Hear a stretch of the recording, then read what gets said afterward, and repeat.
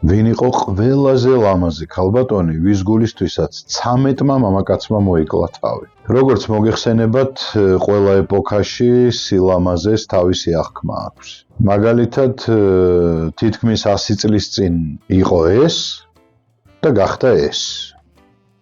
ვიცი, ნამდვილად საკამათო თემაა გეთანხმებით. მაგრამ ფაქტი ერთია, ყველა ეპოქას სილამაზის თავისი სტანდარტები გააჩნია.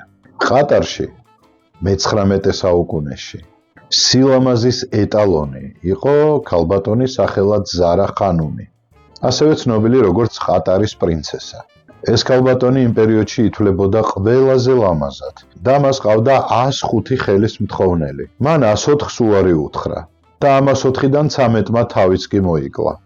ზარა გახლდათ სპარსეთის მეფის ნასირ ალ-დინ შახის ქალიშვილი. მას ყავდა 4 შვილი და როგორც მისი თანამედროვეები ამბობდნენ, ეს 4-ვე ბავშვიც ზარასავით ღვთიური სილამაზის იყო.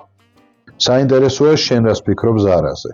დაწერე აუცილებლად შენი აზრი კომენტარებში და ძალიან მაინტერესებს შენ ვის თვლი თანამედროვე ყველაზე ლამაზ ქალბატონად.